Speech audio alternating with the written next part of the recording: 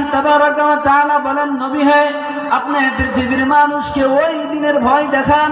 কোন দিনের? আল্লাহ তাবারাকা ওয়া তাআলা বলেন, মানুষকে ওই দিনের ভয় দেখান যেই দিন মৃত্যুর কষ্ট হাজির হয়ে যাবে। আল্লাহ তাআলা বলেন, ওই দিন বান্দা আল্লাহকে ডেকে ডেকে বলবেন, আল্লাহ রব্বানা আখিরনা ইলা আজালিন করিবিন নুজিব দাওয়াতাকা ওয়া নাত্তাবি'র রাসূল। ওই দিন পাপিষ্ঠ দল যারা হবে, যারা গুনাহগার, পৃথিবীর জমিনে শুধু অন্যায় কর্মে লিপ্ত থাকে, এই মানুষগুলো আল্লাহকে ডেকে ডেকে বলবেন, ও আল্লাহ, আমাদেরকে আর কিছু সময় পৃথিবীতে দিয়ে দাও, আমি এবার পৃথিবীতে গিয়ে দুনিয়ার জমিনে গিয়ে ভালো কাজ করব, আমি আপনার ইত্তেবা করব, আপনার অনুসরণ করব, সমস্ত রাসূলগণকে মেনে চলব, কিন্তু তাকে অবকাশ দেওয়া হবে না। আমার বন্ধুগণ, ওই দিন এই কথা বলে কোনো লাভ হবে না। এই জন্য আমাদেরকে এখন থেকেই কবরের সামান তৈরি করতে হবে। পৃথিবীর জমিনে কোনো মানুষ কোনো বাবার পূজা করে, কোনো মানুষ পাথরের পূজা করে, কোনো মানুষ আগুনের পূজা করে, আবার কেউ মূর্তি পূজা করে, আবার কেউ মাজারে গিয়ে সিজদা দেয়। এই মানুষগুলোই ওই দিন বলবে, ও আল্লাহ, একটু সময় দিয়ে দাও, একটু অবকাশ দিয়ে দাও রে বন্ধু। এই জন্য আমরা খেয়াল করবেন, ওই দিন কিন্তু আর ছাড় দেওয়া হবে না।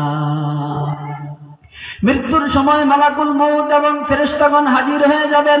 আল্লাহ তাবারাকা ওয়া তাআলা বলেন, ফাওয়াকাহুল্লাহু সাইয়্যাতি মা মাকারু ওয়া হাqa বিআলি ফিরআউনা সুউল আযাব।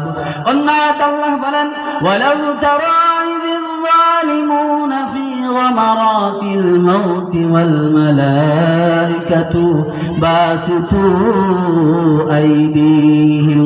আল্লাহ তাবারাকা ওয়া তাআলা বলেন, নবী হে, আপনি ওই জালিমদেরকে দেখবেন, তারা যখন মৃত্যু যন্ত্রণায় ছটফট করবে, ওই সময় ফেরেশতাগণ তাদের হাত বাড়িয়ে দিয়ে বলবেন, ওহে গুনাহগার, তোমরা তোমাদের আত্মাকে বের করে দাও, আজকে তোমাকে অপমানজনক শাস্তি দেওয়া হবে, কঠিন শাস্তি দেওয়া হবে। আমার বন্ধুগণ, যদি প্রশ্ন করেন কোন কারণে শাস্তি দেওয়া হবে, আল্লাহ তাবারাকা ওয়া তাআলা আমাদেরকে জানিয়ে দিলেন, ওয়া কুনতুম আন আয়াতিহি তাস্তাকবিরুন। পৃথিবীর জমিনে মানুষ আল্লাহর আয়াতকে অস্বীকার করে, আল্লাহর সঙ্গে কুফরি করে, শুধু এতটুকুই না, এই ব্যাপারে অহংকার করে বসে। আল্লাহ তাআলা বলেন, এই কারণেই তোমাদেরকে শাস্তি, ভয়ানক শাস্তি, অপমানজনক শাস্তি দেওয়া হবে। আমার বন্ধুগণ, একটু খেয়াল করার প্রয়োজন, মৃত্যুর সময় কত কষ্ট আমাদের হবে। বারা ইবনে আযিব রাদিয়াল্লাহু তাআলা আনহু বর্ণনা করেন, একদিন আমরা নবীজি মুহাম্মদুর রাসূলুল্লাহ সাল্লাল্লাহু আলাইহি ওয়াসাল্লামের সঙ্গে আনসারী এক সাহাবীর জানাজায় চলে গেলাম। চলে যাওয়ার পর আমরা সবাই মিলে তার কবরের নিকটে চলে গেলাম। যাওয়ার পর আমরা দেখতে পেলাম কবর এখনো খোঁড়া হয়নি। আল্লাহর নবী সাল্লাল্লাহু আলাইহি ওয়াসাল্লাম জমিনে বসে পড়লেন। আমরা সমস্ত সাহাবীরা আল্লাহর নবীর সঙ্গে সঙ্গে আমরা জমিনে চুপচাপ বসে পড়লাম। আমাদের মাথায় যেন পাখি বসে আছে, আমাদের এমন অবস্থা। আল্লাহর নবী বর্ণনা করেন, বারা ইবনে আযিব রাদিয়াল্লাহু তাআলা আনহু থেকে বর্ণিত, ওই সময় আল্লাহর নবীর হাতের মাঝখানে একখানা কাঠের টুকরো ছিল। ওই কাঠের টুকরা দিয়ে জমিনের মধ্যে চিন্তিত ব্যক্তির মতো দাগ কাটতেছে। এরকম হয় না? মানুষ যখন চিন্তায় থাকে, টেনশনে থাকে, হাতে কোনো বস্তু থাকলে, কোনো লাঠি থাকলে, ওই লাঠি দিয়ে কোনো জিনিসের উপর আঘাত করে না? তো আল্লাহর নবী চিন্তিত ব্যক্তিদের মতোই ওই হাতের কাঠের টুকরো দিয়ে জমিনে দাগ কাটতেছে। এক সময় আল্লাহর নবী মাথা উঠিয়ে বলতেছে, হে সাহাবারা, তোমরা কবরের আযাব থেকে আল্লাহর নিকটে পানাহ চাও, আল্লাহর নিকটে পানাহ চাও। এই কথা দুবার কিংবা তিনবার বলেছেন। তারপর আল্লাহর নবী বলতেছেন, যখন কোনো মুমিন বান্দা পৃথিবীর মায়া ত্যাগ করে কবরের দিকে অগ্রসর হয়, আখিরাতের দিকে অগ্রসর হয়, ওই সময় দুজন সুন্দর চেহারা, একদল সুন্দর চেহারা বিশিষ্ট ফেরেশতাগণ ওই ব্যক্তির নিকটে আসেন। ওই ব্যক্তি যত দূর পর্যন্ত দেখতে পান ওই সাহাবারা তত ওই জায়গায় বসে যায়। বসে যাওয়ার পর মালাকুল মউত তার মাথার নিকটে বসে, মালাকুল মউত তার মাথার নিকটে বসে গিয়ে বলে, রে বান্দা, ইয়া আইয়াতুহান নাফসুল মুতমাইন্না, হে প্রশান্ত আত্মা, হে শান্তিদায়ক আত্মা, তুমি তোমার রূহকে বের করে দাও, তোমার আত্মাকে বের করে দাও। ওই সময় তার রূহ বের করে দেয়। বর্ণনায় এসেছে মালাকুল মউত 1 মিনিটের জন্য সেই আত্মাকে তার নিজের হাতে রাখে না। ওই অপেক্ষমান ফেরেশতা যার জন্য অবশ্যই অবতীর্ণ হয়েছিল, ওই ফেরেশতারা ওই রূহকে নিয়ে, ওই রূহকে নেওয়ার পর ওই ফেরেশতাদের হাতের মধ্যে জান্নাতের একখানা কাফনের কাপড় থাকে, জান্নাতের এক রকমের খুশবু থাকে। ওই রূহকে নিয়ে ওই কাফনের মধ্যে নিয়ে নেয়। বর্ণনায় এসেছে পৃথিবীর জমিনে যত খুশবু, যত সেন্ট রয়েছে, সমস্ত খুশবুকে যদি এক জায়গায় করা হয় রে মুসলমান, ওই খুশবু থেকে যেমন খুশবু বের হবে তার থেকে অধিক উত্তম খুশবু ওই কাফনের কাপড় থেকে বের হবে। আমার বন্ধুগণ, এবার ওই ফেরেশতায়ে কিরামগণ ওই রূহকে নিয়ে, আত্মাকে নিয়ে উপরের দিকে উঠতে থাকবেন। উপরের দিকে উঠতে উঠতে যখনই কোনো ফেরেশতাদের দলের সঙ্গে সাক্ষাৎ হয়ে যাবে, তারা বলবে, হে ফেরেশতারা, এটা কার আত্মা, কার পবিত্র আত্মা? তখন ওই ফেরেশতারা বলবে, পৃথিবীর জমিনে ওই বান্দাকে যত ভালো নামে ডাকা হয়েছে, ওই নামগুলোর মধ্যে সব থেকে ভালো নাম যেটা, ওই নাম ধরে ধরে বলবে, এটা অমুকের পুত্র, অমুকের আত্মা। এমন করে করে প্রথম আসমান পর্যন্ত যতক্ষণ না পৌঁছবে, ওই পর্যন্ত প্রশ্নর জবাব হতেই থাকবে, সওয়াল জবাব হতেই থাকবে। এবার যখন আসমানের নিকটে পৌঁছে যাবেন, পৌঁছে যাওয়ার পর আসমানকে বলা হবে, হে আসমান, দরজা খুলে দাও। খুলে দেওয়া, খুলে দেওয়া বলার সঙ্গে সঙ্গে আসমান দরজা খুলে দিয়ে বলবেন, আসমান দরজা খুলে দিবেন। এবার যখন আসমানের উপরে উঠে যাবে, আসমানের উপরে যত ফেরেশতা রয়েছে, সমস্ত ফেরেশতা এই ফেরেশতাদের সাথী হয়ে যাবেন, সঙ্গী হয়ে যাবেন দ্বিতীয় আসমান পর্যন্ত। আমার বন্ধুগণ, এরকম করে করে সপ্তম আসমান যখন পৌঁছে যাবে, আল্লাহ তাআলা বলবেন, আমার এই বান্দার নাম ইল্লিয়িনে লিখে দাও, আর আমার বান্দার রূহকে তার কবরে ফিরিয়ে দাও। কেননা আমি আমার বান্দাকে জমিন থেকে সৃষ্টি করেছি এবং জমিন থেকে আবার বের করব, সুতরাং তার রূহকে তার ভিতরে আবার ফিরিয়ে দাও। নবী বলেছেন, তার রূহকে তার দেহের ভিতরে ফিরিয়ে দেওয়া হবে। পক্ষান্তরে আল্লাহর নবী বলেছেন, যখন কোন পাপিষ্ঠ বান্দা মৃত্যুবরণ করবে, দুনিয়ার মায়া ত্যাগ করে আখিরাতের দিকে অগ্রসর হবে, ওই সময় কালো চেহারা বিশিষ্ট একদল ফেরেশতা তার নিকটে হাজির হয়ে যায় এবং মালাকুল মউত তার মাথার নিকটে বসে বলে, হে খবিস আত্মা, তুমি তোমার খবিস আত্মাকে বের করে দাও। বর্ণনায় এসেছে তার আত্মা তখন তার শরীরের ভিতরে এদিকে সেদিকে পলায়ন করতে থাকবে। আল্লাহর নবী বলেছেন, আফা মালাকুল মউত তার রূহকে জোর করে টেনে টেনে বার করবেন, কিন্তু মালাকুল মউত তার রূহকে তার হাতের মধ্যে কিছু সময়ের জন্য রাখবেন না। ওই অপেক্ষমান ফেরেশতা তাদের হাতে একখানা শক্ত চট রয়েছে, ওই চটের মধ্যে তাকে পেঁচিয়ে নিবেন। নেওয়ার পর পৃথিবীর জমিনে যত দুর্গন্ধ রয়েছে, সমস্ত দুর্গন্ধ জাতীয় বস্তুকে এক জায়গায় করা হলে যত দুর্গন্ধ বের হবে রে মুসলমান, ওই বান্দার থেকে তার থেকে কঠিন বেশি দুর্গন্ধ বের হবে। এবার যখন ফেরেশতারা আসমানের দিকে নিয়ে চলবে, ফেরেশতারা মাঝে মধ্যে যখন কোন ফেরেশতাদের সঙ্গে সাক্ষাৎ হয়ে যাবে, বলা হবে, এটা কার আত্মা? পৃথিবীর জমিনে ওই বান্দাকে যত খারাপ নামে ডাকা হয়েছে, ওই খারাপ নামগুলির মধ্যে সব থেকে যেটা খারাপ নাম, ওই নাম ধরে বলা হবে, এটা অমুকের ছেলে, অমুকের আত্মা।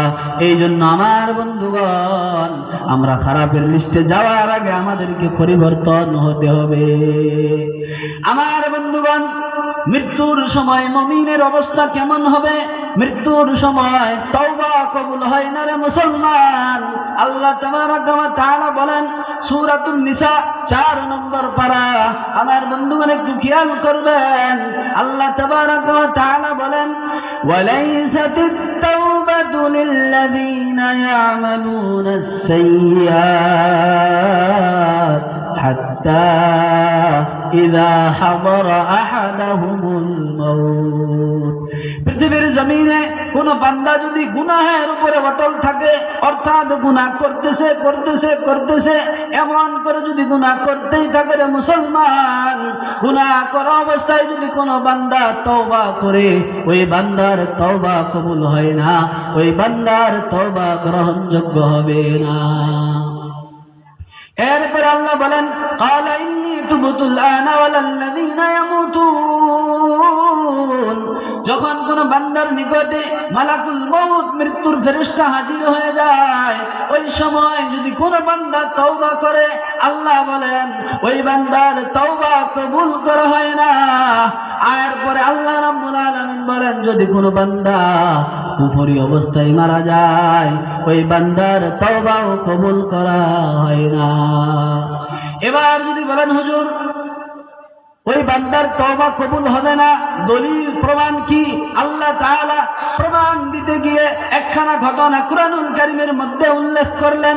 আপনি যখন কুরআনুল কারীম স্টাডি করবেন, কুরআনুল কারীমের 19 নম্বর পারা আল্লাহ তাবারাকা ওয়া তাআলা জানিয়ে দিলেন, فلما تراءى الجمعان قال أصحاب موسى إنا لمدركون। ঘটনা আমরা সকলেই জানি। আল্লাহ তাআলা কুরআনুল কারীমের মধ্যে উল্লেখ করে বললেন, ফিরাউন পৃথিবীর ভিতরে একজন জালিম বাদশা ছিল। এই বাদশা মুসা আলাইহিস সালামের জামানায় ছিলেন রে মুসলমান। মুসা আলাইহিস সালাম আর ফিরাউনের দ্বন্দ্ব ছিল। ফিরাউন এক সময় মুসা আলাইহিস সালামকে ধাওয়া করে মুসা আলাইহিস সালামের পিছনে ছুটলেন। মুসা আলাইহিস সালামকে পাকড়াও করার জন্য আমার বন্ধুগণ ধাওয়া করতে করতে মুসা আলাইহিস সালাম দরিয়ার কিনারায় গিয়ে দাঁড়িয়ে গেলেন। এদিকে ফিরাউনের বাহিনী, এইদিকে নদীর পানি। মুসা আলাইহিস সালামের সাথী সঙ্গীরা হাই উল্লাস করতে লাগলেন, চিৎকার করতে লাগলেন, এতদিন আমরা ফিরাউনের দলে ছিলাম, আজকে যখন মুসার দলে সাথ দিয়েছি, ফিরাউন তো আমাদের ছাড় দিবে না। এদিকে ফিরাউনের বাহিনী, এদিকে পানি, আমরা তো আজকে আমাদের মরতেই হবে। আল্লাহ তাআলার নবী মুসা আলাইহিস সালাম বললেন, আমার সাথী সঙ্গীরা তোমরা ঘাবড়ায়ো না, টেনশন করিও না।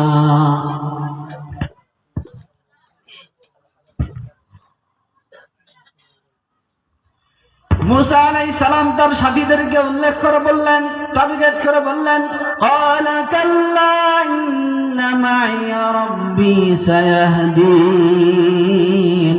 ও আমার সাথী সঙ্গীরা, ও আমার গ্রুপের লোক, তোমরা শুনে নাও, আমি আল্লাহর নবী মুসা তোমাদেরকে জানিয়ে দিলাম, ইন্না মাইয়া রাব্বী সায়াহদিন।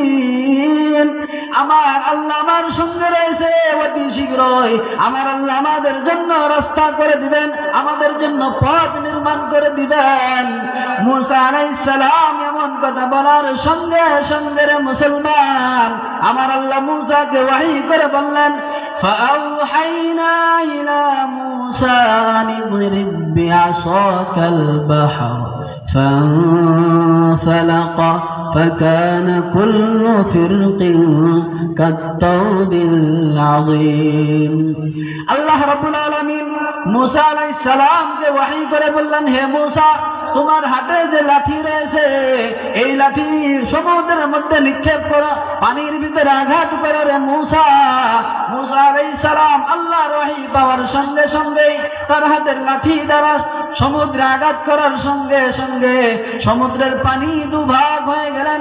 এবার মুসা আলাইহিস সালাম তার সাথী সঙ্গীদেরকে নিয়ে সমুদ্রের ভিতরে যেতে লাগলেন। আল্লাহ তাআলা বলেন, ওয়া আনজাইনা মুসা ওয়া মান মাআহু আজমাইন সুম্মা গরাকনাল আখিরিন। আল্লাহ তাবারাকা ওয়া তাআলা বলেন, মুসা আলাইহিস সালাম যখন তার সাথী সঙ্গীদের নিয়ে সমুদ্রের মাঝখানে চলতে লাগলেন, আমি আল্লাহ মুসা আলাইহিস সালামকে বাঁচিয়ে নিয়ে ওপারে পার করে দিলাম। এদিকে ফিরাউন মুসা আলাইহিস সালামকে নদীর ভিতরে যেতে দেখে তার সাথী সঙ্গীদের নিয়ে মুসা আলাইহিস সালামের পিছনে ছুটলেন। বর্ণনায় এসেছে মুসা আলাইহিস সালাম পার হয়ে যাওয়ার পর ফিরাউন যখন ওই নদীর মাঝখানে চলে গেছে রে মুসলমান, আল্লাহ তাআলা কুদরতের দ্বারা ওই পানি খাবার মিলিত করে দিলেন। আমার বন্ধুগণ, এ কথা আল্লাহ তাআলা কুরআনুল কারীমের ভিতরে উল্লেখ করলেন। আল্লাহ তাআলা বলেন, হাত্তা ইযা আদরাকাহুল গরাক ক্বালা আমানতু আন্নাহু লা ইলাহা ইল্লাল্লাযী আমানাত বিহি বানু ইসরাঈল। আল্লাহ তাআলা জানিয়ে দিলেন, ফিরাউন যখন ওই পানির ভিতরে হাবুডুবু খাচ্ছে ওই সময় আল্লাহ তাআলার দরবারে তওবা করতে লাগলেন, অনুতপ্ত হয়ে গেলেন। ফিরাউন যখন পানির ভিতরে হাবুডুবু খাচ্ছে এদিকে সে খেয়াল করলো আমি আর আজকে আমার কোনো ক্ষমতা চলবে না, আমার শ্বাস যায় যায় অবস্থা, প্রাণ নিভু নিভু অবস্থা। এই সময় ফিরাউন আল্লাহকে ডেকে ডেকে বলেন, আল্লাহ আমানতু আন্নাহু লা ইলাহা ইল্লাল্লাযী আমানাত বিহি বানু ইসরাঈল। ফিরাউন বলেন, আল্লাহ মুসা আলাইহিস সালাম যে আল্লাহর প্রতি ঈমান এনেছে, অর্থাৎ যে আল্লাহ ছাড়া সত্যিকারের কোনো ইলাহ নাই, সত্যিকারের কোনো মাবুদ নাই, ওই আল্লাহর প্রতি আমি ফিরাউন ঈমান আনয়ন করলাম, আমি বিশ্বাস স্থাপন করলাম, মাথাকে সারেন্ডার করে দিলাম। ওই সময় আল্লাহ রাব্বুল আলামিন ওহী করে বলেন, আল্লানা ওয়াকাদ আসাইতা ক্বাবলু ওয়া কুনতা মিনাল মুফসিদিন। আল্লাহ রাব্বুল আলামিন ফিরাউনকে বললেন, পৃথিবীর জমিনে আজকের পূর্বে তুমি কত নাফরমান করেছো, তুমি নিজেকে আল্লাহ বলে দাবি করলা, আমার পয়গম্বর মুসা আলাইহিস সালামকে কত কষ্ট দিয়েছো ফিরাউন, আজকে তুমি হাজারের অনুতপ্ত হও না কেন, তোমার তওবা গ্রহণ হবে না, তোমার তওবা কবুল করা হবে না। এই জন্য আমার বন্ধুগণ যেটা বুঝাইতে চাইলাম, মৃত্যুর সময় যখন মালাকুল মউত হাজির হয়ে যায় ওই সময় ইমাম সাহেবকে ভাড়া নিয়ে এসে তওবা করাইলে তওবা কবুল হবে না। এই জন্য আমাদেরকে এখনই তওবা করতে হবে, আল্লাহর দরবারে ফিরে আসতে হবে। এবার যদি প্রশ্ন করেন, হুজুর আমরা যদি তওবা করি আমাদের লাভ কি হবে, আমাদের ফায়দা কি হবে? আল্লাহ রাব্বুল আলামিন আমাদেরকে জানিয়ে দিলেন, আপনি যখন কুরআনুল কারীম স্টাডি করবেন, কুরআনুল কারীমের 28 নম্বর পারার 20 নম্বর পৃষ্ঠা আল্লাহ রাব্বুল আলামিন ডেকে ডেকে বলেন, ইয়া আইয়ুহাল্লাযীনা আমানু তুবু ইলাল্লাহ তাওবাতান নাসুহা। পৃথিবীর জমিনে তোমরা যারা ঈমান আনয়ন করলা, আল্লাহকে এক বলে মেনে নিলা, মেনে নেওয়ার পর তোমাদের মাধ্যমে যদি কোনো অন্যায় হয়ে থাকে তাহলে অনুতপ্ত হয়ে আমি আল্লাহর দরবারে তওবা করো। যদি তওবা করো রে মুসলমান, আমি আল্লাহ তোমাদের পাপগুলো ক্ষমা করে দিব। শুধু পাপ ক্ষমা করে দিব এটা না, আল্লাহ বলেন তোমাদের পাপ ক্ষমা করে দিয়ে ওয়ায়ুদখিলাকুম জান্নাতিন তাজরি মিন তাহতিহাল আনহার। আল্লাহ তাবারাকা ওয়া তাআলা বলেন তোমাদের পাপগুলো ক্ষমা করে দিয়ে তোমাদেরকে জান্নাতে ঢুকিয়ে দিব। অন্য আয়াতে আল্লাহ রাব্বুল আলামিন বলেন, সূরা ফুরকান আয়াত নম্বর 70 19 নম্বর পারার 5 নম্বর পৃষ্ঠার প্রথম লাইন আল্লাহ তাবারাকা ওয়া তাআলা বলেন, ইল্লা মান তাবা ওয়া আমানা ওয়া আমিলা আমালান সালিহান ফাউলাইকা ইউবাদদিলুল্লাহু সাইয়্যাতিহিম হাসানাত ওয়া কানা আল্লাহু গফুরার রহিমা। আল্লাহ তাবারাকা ওয়া তাআলা বলেন, তিনটি গুণ যদি কোনো মানুষের ভিতরে থাকে, কোনো ঈমানদার বান্দার ভিতরে থেকে যায়, আমি আল্লাহ তার সমস্ত খারাপ কাজগুলোকে নেকি দ্বারা সওয়াব দ্বারা পরিবর্তন করে দিব। আল্লাহ তাআলা বলেন, ইল্লা মান তাবা ওয়া আমানা ওয়া আমিলা আমালান সালিহা ফাউলাইকা ইউবাদদিলুল্লাহ।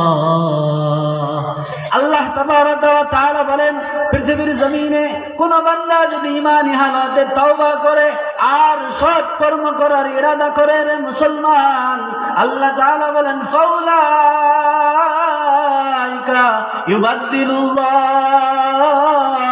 আমি আল্লাহ তার সমস্ত খারাপ কাজগুলোকে, সমস্ত গুনাহকে নেকি দ্বারা পরিবর্তন করে দিব। ঘুমাইছেন? সুবহানাল্লাহ। আল্লাহ তাআলা কি বলতেছেন? ফাউলাইকা ইউবাদদিলুল্লাহ সাইয়্যাতিহিম হাসানাত।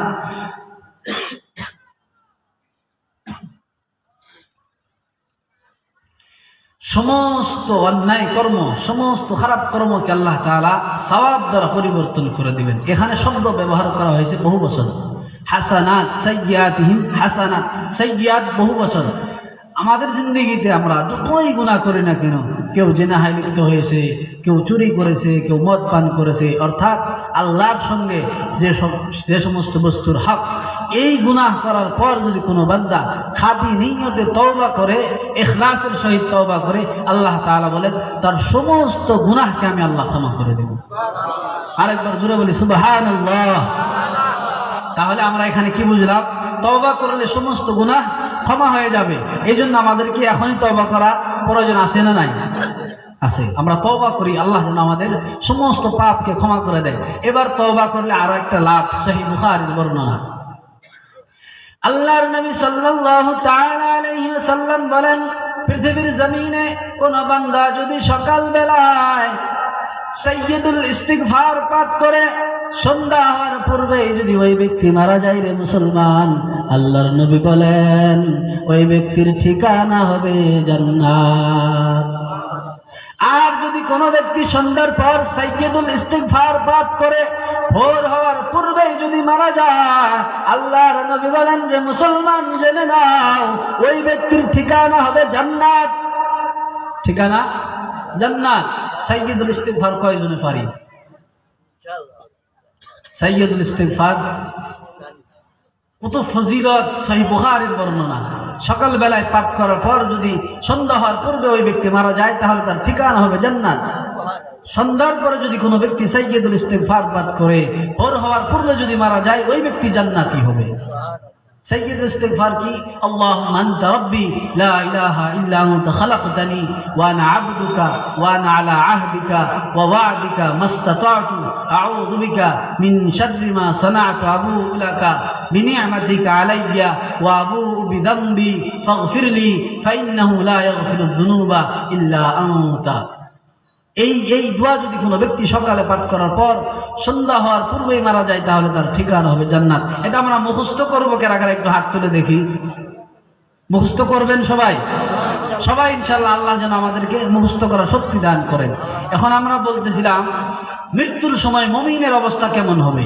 আল্লাহ তাআলা কোরআনুল কারীমের মধ্যে কথা জানিয়ে দিয়েছেন। আল্লাহ তাবারাকা ওয়া তাআলা বলেন, ইয়া আইয়াতুহান নাফসুল মুতমাইন্নাহ ইরজিই ইলা রাব্বিকি রাদিয়াতাম মারদিয়াহ। আল্লাহ তাবারাকা ওয়া তাআলা বলেন, মরণের সময় মুমিন যারা, ঈমানদার যারা, পৃথিবীর জমিনে মানুষের কথা শোনার পর যারা আল্লাহর দলে থেকেছে, অর্থাৎ আল্লাহকে এক বলে মেনে নেওয়ার পর কত গালি পৃথিবীর জমিনে শুনতে হয়, তারপরেও যারা এই দ্বীনের উপরে অটল থেকেছে, আল্লাহ তাআলা বলেন ওই সমস্ত হৃদয়বান মানুষকে বলা হবে, ইয়া আইয়াতুহান নাফসুল মুতমাইন্নাহ, হে প্রশান্ত আত্মা, বের হয়ে আসো খুশি অবস্থায়, সন্তুষ্ট অবস্থায়। তুমি যার নিকটে আসছো তিনিও তোমার প্রতি খুশি। ফাদখুলি ফি ইবাদি ওয়াদখুলি জান্নাতি। জান্নাতি, আল্লাহ তাআলা বলেন বের হয়ে আসার পর তুমি আমার নেক বান্দাদের দলভুক্ত হয়ে যাও এবং তাদের সঙ্গে আমার জান্নাতে প্রবেশ করো। একবার জোরে বলা যাবে কি সুবহানাল্লাহ? এই অফার মুমিনদের জন্য। এই জন্য আমাদের ঈমান মজবুত করতে হবে, ঈমান মজবুত করতে হবে। কবরের ভিতরে কত কষ্ট হবে এর বর্ণনা বলে বোঝানো সম্ভব না। কুরআনুল কারীম আমাদেরকে জানিয়ে দেয় ফাওয়াকাহুল্লাহু সাইয়্যাতি মা মাকারু ওয়া হাকা বিআলি ফিরআউনা সুউল আযাব। ওই যে ফিরআউনের হাত থেকে মুসাকে আল্লাহ বাঁচাইলেন, মনে আছে? ফিরআউনের হাত থেকে মুসাকে আল্লাহ বাঁচিয়ে নেওয়ার পর আল্লাহ বলেন বাঁচিয়ে যখন নিলাম মুসাকে, ফিরআউনকে ওই সময় গ্রেফতার করলাম। এবার যখন ফিরআউনকে গ্রেফতার করা হলো, গ্রেফতার করার পর আল্লাহ তাআলা বলেন আন্নারু ইউরাদুনা আলাইহা গুদুওয়ান ওয়া আশিয়্যা। কিয়ামত যখন কায়েম হয়ে যাবে, হিসাব নিকাশ করার পর ফিরআউনকে জাহান্নামে দেওয়ার পর যে শাস্তি দেওয়া হবে, আল্লাহ তাআলা বলেন আন্নারু ইউরাদুনা আলাইহা গুদুওয়ান ওয়া আশিয়্যা। ওই শাস্তি ফিরআউনকে প্রতিদিন সকাল সন্ধ্যায় দেখানো হয়। ওয়া ইয়াউমা তাকুমুস সাআহ, আল্লাহ তাআলা বলেন বান্দা পৃথিবী যেদিন ধ্বংস হয়ে যাবে, কিয়ামত সংগঠিত হয়ে যাবে মুসলমান, ওই দিন আদখিলু আলা ফিরআউনা শাদ্দাল আযাব। আল্লাহ বলেন ফিরআউনকে যে শাস্তি আজকে কবরের মধ্যে দেওয়া হচ্ছে, কিয়ামত যখন সংগঠিত হয়ে যাবে তারপর ফিরআউনকে এর থেকেও কঠিন শাস্তি দেওয়া হবে। এই জন্য আমাদের মৃত্যুর পূর্বে আমাদের ঈমান ঠিক করতে হবে, কবরের সামান তৈরি করতে হবে। আল্লাহ তাআলা সূরা আলে ইমরানের 102 নম্বর আয়াত 4 নম্বর পারার 2 নম্বর পৃষ্ঠার ভিতরে বলেন ইয়া আইয়ুহাল্লাযীনা আমানুত্তাকুল্লাহা হাক্কা তুকাতিহি ওয়া লা তামুতুন্না ইল্লা ওয়া আনতুম মুসলিমুন। আল্লাহ তাবারাকা ওয়া তাআলা ঈমানদারদের ডেকে বলেন ইয়া আইয়ুহাল্লাযীনা আমানুত্তাকুল্লাহ। পৃথিবীর জমিনে তোমরা যারা ঈমানদার, তোমরা যারা আমি আল্লাহকে এক বলে মেনে নিলা, তোমরা আমি আল্লাহকে ভয় করো, ভয় করার মতো ভয় করো। আল্লাহ তাআলা আমাদেরকে ভয় করার মতো ভয় করতে বলেছেন, এবার আমাদেরকে ভয় করার মতো ভয় করতে হবে। তারপর আল্লাহ বলেন ইল্লা ওয়া আনতুম মুসলিমুন। পৃথিবীর জমিনে তোমরা যতক্ষণ পর্যন্ত ঈমানদার মুসলমান হও নাই, সেই পর্যন্ত মৃত্যুবরণ করিও না। আমার বন্ধুগণ, মুসলমান না হওয়া পর্যন্ত আমাদের মৃত্যুবরণ করা যাবে না। এই জন্য আমাদের পরিপূর্ণ মুসলমান হতে হবে। যদি প্রশ্ন করেন হুজুর পরিপূর্ণ মুসলমান কাকে বলা হয়, আল্লাহ তাআলা কুরআনুল কারীমের মাধ্যমে আমাদেরকে জানিয়ে দিলেন আল্লাহ তাআলার নিকটে সমস্ত তার হুকুমের সম্মুখে নিজের মাথাকে নত করে দেওয়ার নাম হলো মুসলমান। এবার আল্লাহ বলেছেন পৃথিবীর জমিনে নামাজ কায়েম করতে হবে। তাহলে আমরা যারা নামাজ আদায় করি, আমরা আল্লাহ তাআলার হুকুম মানলাম। পৃথিবীর জমিনে আল্লাহ আমাদের হুকুম দিয়েছেন সুদ খাওয়া যাবে না। যারা সুদ ভোগ করে এরা পরিপূর্ণ মুসলমান না। পৃথিবীর জমিনে যারা জিনাহে লিপ্ত হয় এরা পরিপূর্ণ মুসলমান না। পৃথিবীর জমিনে যারা মদ্যপান করে, যারা জুয়া খেলে, যারা তাসের আড্ডায় যায়, যারা মূর্তি পূজা করে এরা পরিপূর্ণ মুসলমান না। এই জন্য মৃত্যুর পূর্বে আমাদেরকে পরিপূর্ণ মুসলমান হতে হবে, নচেৎ কিয়ামতের ময়দানে আমরা সাকসেস হতে পারবো না। তাহলে ঈমানী অবস্থায় যেন আমরা কবরে যেতে পারি, এই জন্য যত দূর চেষ্টা আমাদের পৃথিবীতেই করতে হবে। শ্বাস বের হয়ে যাওয়ার পর শ্বাসকে ঠেকানোর ক্ষমতা কারণে রব বলতেছেন ফালাউলা ইযা বালাগাতিল হুলকুম ওয়া আনতুম হিনাইযিন তানজুরুন ওয়া নাহনু আকরাবু ইলাইহি মিনকুম ওয়ালাকিন লা তুবসিরুন। ফালাউলা ইযা বালাগাতিল হুলকুম, যখন তোমাদের প্রাণ কণ্ঠনলীতে এসে যায় তখন তোমরা দেখতেছো যে ওই ব্যক্তি মরণকে বরণ করে নিচ্ছে। ওই সময় আমি আল্লাহ তোমাদের থেকে তার অধিক নিকটে, কিন্তু ওই তার প্রাণ বের করে নিয়ে আসা হইতেছে, তোমরা তার প্রাণকে ঠেকাতে পারতেছ না। এই জন্য আমার বন্ধুগণ, আমাদেরকে পৃথিবী থেকে বিদায় নিতেই হবে, চূড়ান্ত ফাইসালা। এই জন্য পৃথিবী থেকে বিদায় নেওয়ার পূর্বেই যেন আমরা পরিপূর্ণ ইমানদার মুসলমান হতে পারি, কবরের পরিপূর্ণ সামান তৈরি করতে পারি। আল্লাহ তাআলা যেন আমাদেরকে বলা ও শোনা থেকে বেশি বেশি আমাল করে তৌফিক দান করেন। ওয়া আখিরু দাওয়ানা আলহামদুলিল্লাহি রাব্বিল আলামিন। আমার জন্য সকলেই দোয়া করবেন। জয়